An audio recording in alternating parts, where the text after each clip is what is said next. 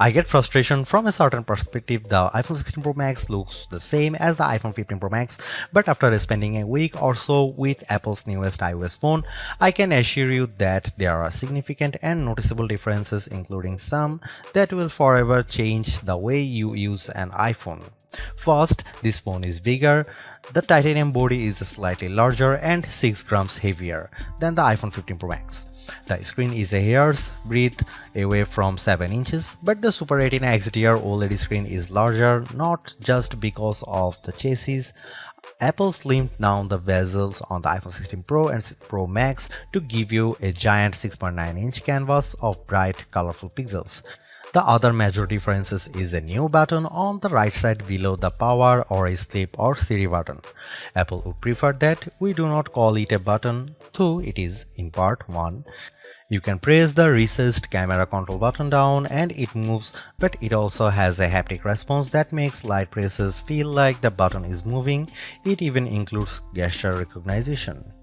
While the new button's name and its primary utility speak to photographic pursuits, this is a customizable control that will soon offer one-press access to Apple's new Visual Intelligence Object Identification feature.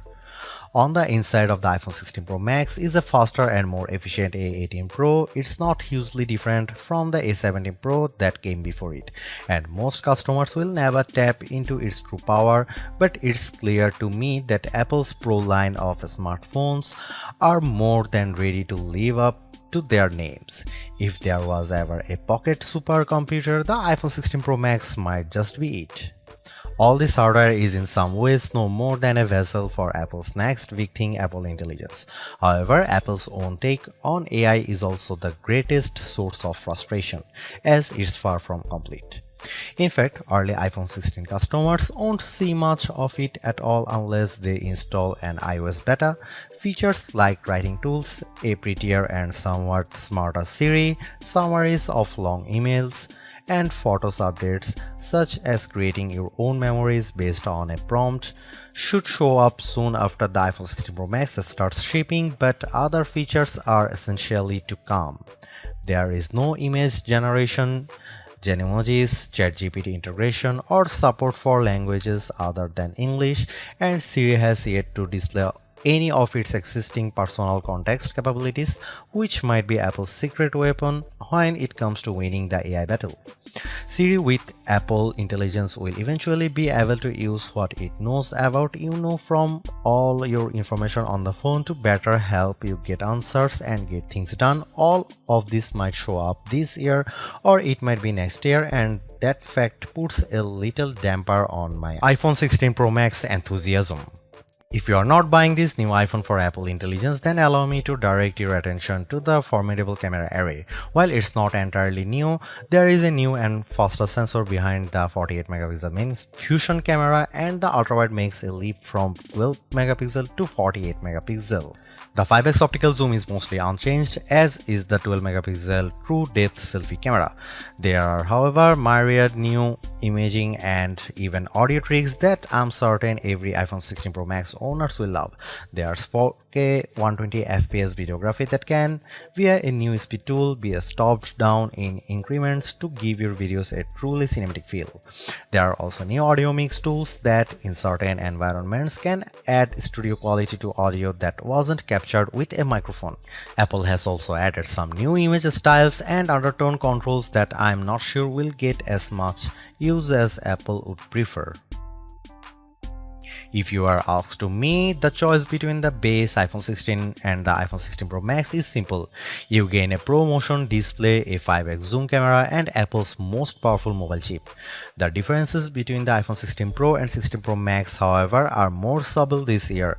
There's the screen size, 6.3 versus 6.9 inches, and the battery size, which results in at least an hour of extra battery life, and that's essentially it. The 5x Tetra Prism lens is now on both phones. Perhaps the only other notable difference is that iPhone 16 Pro starts with only 128GB of storage. In short, I love the iPhone 16 Pro Max. It's big, powerful, and for everything. Yes, I was playing a console level game on it using an Xbox controller because I can. It takes lovely photos that, even if you choose not to try out, the new styles and undertones are clear and color accurate. Apple Intelligence, which I accessed by installing iOS 18.1 developer beta, is a nice start with some cool features, but it's not yet a compelling reason to upgrade. I feel similarly about the camera control button. Don't get me wrong, I like the new button and I think it's full of untapped potential, but there's almost a bit of competition now between the one-year-old action button and this new, arguably more sophisticated one. Those who buy any of the new iPhone 16 models will probably get a lot of use out of the camera control button and wonder how they used their iPhone without it. In the meantime, the action button might sit unused until Apple eventually shows it the door. The iPhone 16 Pro Max was announced at the Apple Glow Time event on September 9, 2024 and it's shipping from September 20. This is a larger phone with more screen, more power, AI and a brand new camera control button, but it still costs the same as last year's iPhone 15 Pro Max in the US and UK. It's actually a little cheaper in Australia. I'm not arguing that $1,199 for a 256GB iPhone is cheap, but at least Apple didn't raise any price hike by $100. Apple also made a point at this year's iPhone 16 launch event of talking about some big trade-in deals. Its point, I think, was that you probably won't be paying full price for these phones. The virtually identical iPhone 16 Pro costs $999 but starts with half the storage space. If you like big screens and want a reasonable amount of storage for all that 4K 120fps video, you probably want to choose the iPhone 16 Pro Max. The iPhone 16 Pro Max is available in natural titanium, white titanium, black titanium and desert titanium, which is the color of my test unit. I still prefer the black. It might seem like Apple's phone design strategy is now why mess with a good thing.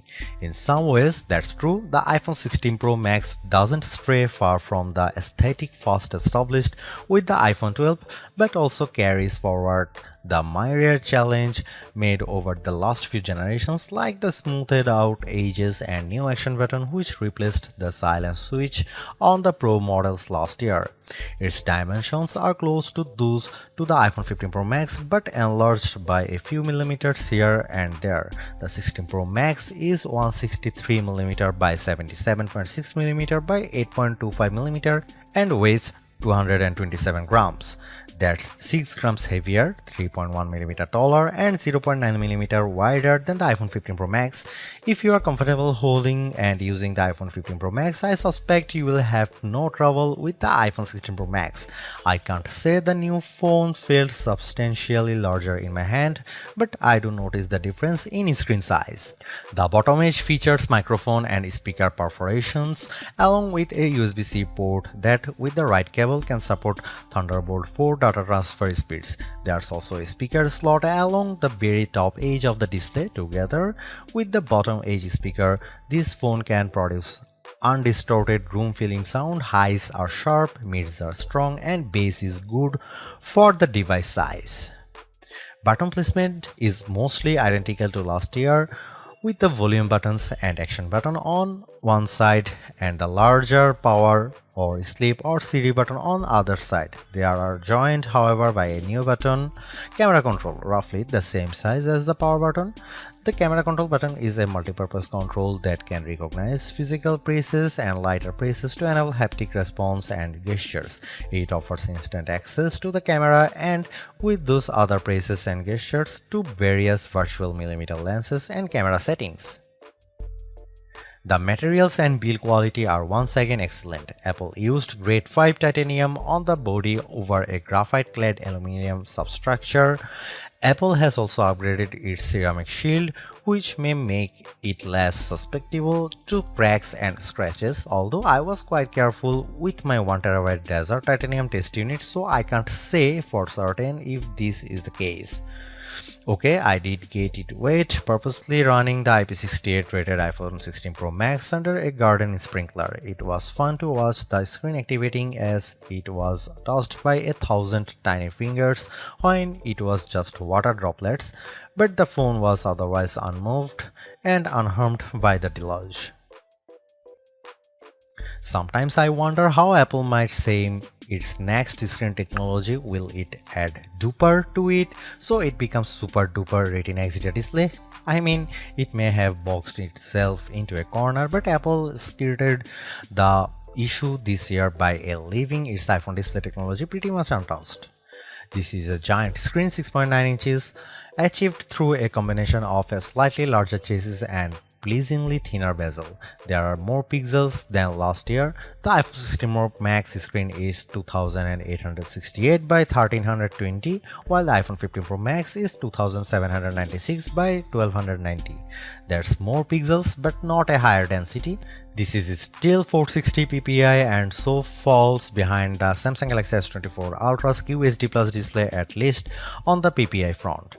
Apple also didn't mess with the dynamic island, which remains a useful and fungible information peel in the upper portion of the screen. It houses Face ID, depth sensors, and a 12 megapixel true depth camera. The camera takes excellent selfies and is my go-to for biometric unlocking. While the display's core specs haven't changed, they are worth noting. It's a white color gamut screen that supports HDR. True Tone always on display means you can see a less saturated version of your lock screen without unlocking the phone. 2000 nits of peak brightness outdoors and Pro Motion. Speaking of which, everything I did on the iPhone 16 Pro Max looked fantastic. I don't even notice the dynamic island when it's inside one of my games, and streaming videos via the likes of Netflix tends to crop out the cutout. While Apple hasn't radically changed the iPhone's camera array, there are enough changes in hardware, software, and image processing, along with the aforementioned camera control button to make the imaging system feel fresh and new. On paper, we have just one notable megapixel upgrade, the 48 megapixel ultra-wide camera, which will not only improve wide-angle shots but has a measurable impact on macro quality. Still, even though Apple didn't squeeze a much higher pixel count into the main camera, it did upgrade the sensor and is promising much faster shutter speeds, and the autofocus is now enhanced with dual autofocus sensors. These are the kinds of incremental changes that should improve both the experience of using the quality delivered by the main camera sensor, but they are also hard to measure. More on that in a bit. The 12 megapixel 5x optical zoom is essentially unchanged from last year's iPhone 15 Pro Max. The biggest news here is found not on this phone but on its little brother, the iPhone 16 Pro, which also gets the tetra prism lens. Last year's Pro model was stuck with a just 3x optical zoom camera. Similarly unchanged is the 12 megapixel FaceTime camera on the front. Here are some camera samples of iPhone 16 Pro Max.